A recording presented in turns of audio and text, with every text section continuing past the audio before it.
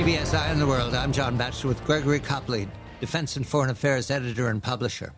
In winter of 2023, there was a critical election in Nigeria where the power passed from the disgraced and corrupt presidency to a subordinate of the disgraced and corrupt presidency. That's Nigeria, the most populous state, and I follow the reporting that Gregory and his colleagues have made in Nigeria. I learn, however, that the word corruption is not useful, that we're talking about a different kind of governance that depends upon those with the weapons, yes, those with access to the bank accounts, yes, those with good friends and loyal friends, yes, and also what you'd have to say is straight-up violence at election time.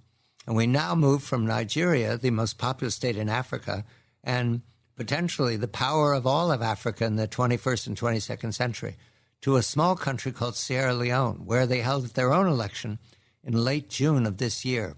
And at this point, I have to say, Gregory, it turned into a shootout like Hollywood. President Bio wanted to win. He was challenged by a man named Kamara. What happened? Well, it was certainly an interesting situation. Bio was becoming isolated, more and more isolated from the electorate, and was using the police and elements within the armed forces to extract money from the economy and from the electorate over the years. And there was no doubt that he would have been removed at this election. So going into the election, all the way up, he tried to get rid of his number one rival, who had in fact been a cabinet minister in his own government earlier. That's Dr. Samura Kamara, former foreign minister, among other things, of Sierra Leone. And he tried to assassinate Kamara on 3 or 4 occasions, the last being the day after the election and before the votes had been so-called counted. He wanted to make sure that Kamara wasn't around, even if the election was announced in his favor. Now, Bio had actually paid a lot of money to the election commissioner, a chap called Mohammed Kone, to make sure that whatever happened, the count would be in Bio's favor. And by the way, I know Bio, and I've met him on numerous occasions over the years. Even though this election commissioner, Mohammed Kone, had agreed to this and been paid large amounts of money, he was himself frightened by all of the violence going on, particularly even the day after the election. And he was in Bio's office, according to some very good contacts of mine who were there, and a gun was put at Kone's head and said, you must announce me as the winner immediately. Kone panicked, got out of the room, and got brief protection, if you like, from some of the foreign observer missions. The Brits, the Germans, the Irish, the EU, the Italians, and so on, were all there in large numbers monitoring the election, as were a number of other civilian groups like the Carter Institute and the like. However, Kone knew that he couldn't go back on his word to Bio because his corruption would have been brought into the public eye. So he did announce that Bio won the election, but did it in such a way that it was totally implausible. He gave no supporting documentation for the election, quite contrary to historical practices there and the like.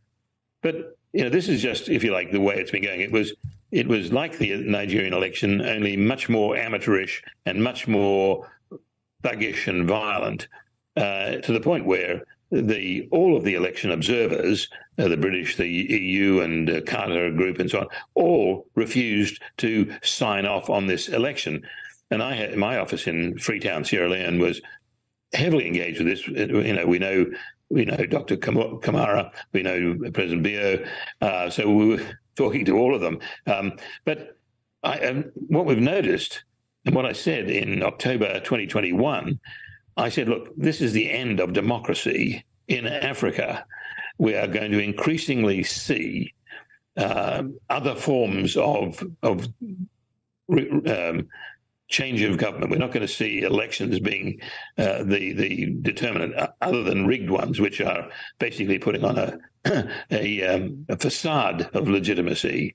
And this has been the case. So since October 2021, so we're talking almost 3 years, we've started to see one country after another go into, shall we say, informal means of changing government. Now, this is due to two factors mainly.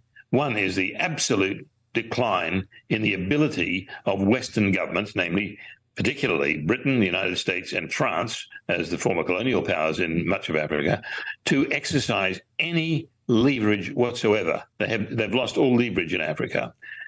The second reason, though, it goes back to the historical colonial boundaries of these countries, where they brought together into the borders of, say, Sierra Leone or Nigeria or Liberia, whatever, large numbers of different tribal groups, all of which had in the past been self-governing, but they were brought together to create colonial states with modern names like Nigeria and Sierra Leone and Liberia and South Africa, but they're still not united.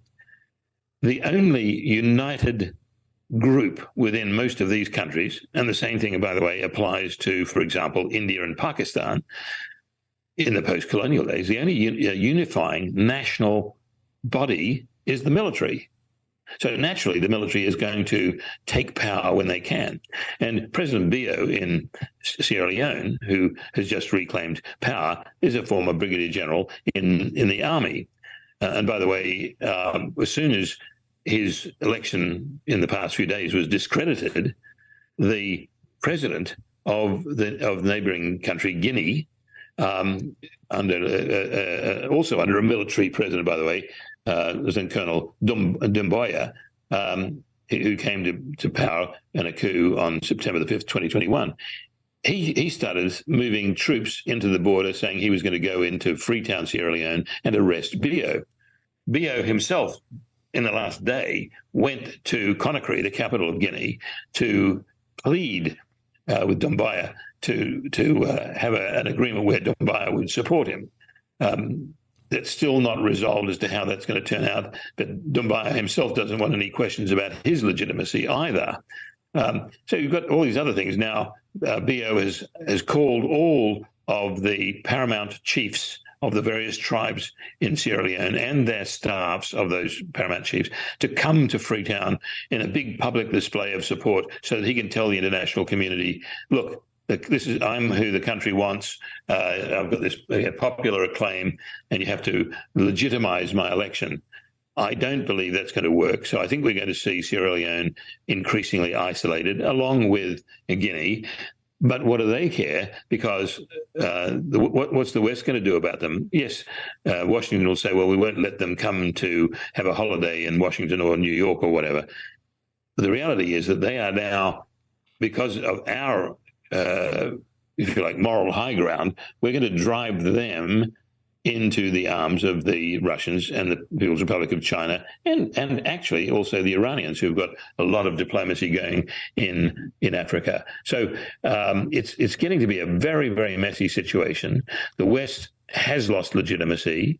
The West cannot stop Africa from turning its back on really legitimate and transparent democratic processes, except in a number of countries like Morocco, for example. Morocco has incredibly honest and open and transparent elections, very, very significant. But the reality is that the West is going to have to come up with a new way of accepting that Africa is once again becoming African, and it will do business its own way. We will start to see some of the countries becoming more broken up in terms of their original ethnic and linguistic and religious shapes. So it's going to be an interesting decade or two ahead of us. And even the People's Republic of China is not really well equipped to deal with this. So what we have here is one of the smallest states, 9 million Sierra Leone, and the largest state, 230 million Nigeria, following the same path. And I take it that they're self-aware that the military is now the uniter, but also the divider, if it chooses to. Other states are following this. It's another way of presenting this civil war in Ethiopia, the breakup into private armies and Addis Ababa trying to centralize the story, but then outside actors. And you say that China doesn't have any skills, any better skills than anyone else. But I'm not even sure that that Washington and Britain and Whitehall are trying. Are they, Gregory? Have they given up? Have they washed their hands? No, they haven't washed their hands of it, actually. In fact, the British were very, very active in supporting the Sierra Leone government, including President Bio, and tried to help him. They offered training and arms and so on, and also medical teams to support them when they had the various epidemics breaking out in Sierra Leone. Brits have been very good at that. So has Beijing. Beijing built, for example, all of the army barracks for the Sierra Leone armed forces. What we saw today was that President Bio issued a petulant statement attacking the governments of Britain, Germany, Ireland, Italy, and the EU, and the United States over their refusal to recognize the legitimacy of his government. That's not going to help him, and it's certainly not going to help the West regain some control. But if anybody in Sierra Leone can make a difference, it's going to be the Brits. The question is, will they do that? I think they will, because Britain has so much invested in Leone, and they'll keep pressing there. That was a beautiful state, which was very, very supportive of Britain, and you have Sierra Leoneans moving freely backwards and forwards to the United Kingdom on a regular basis, and they feel as very much part of the Commonwealth. So the question is, how can London and how can Bio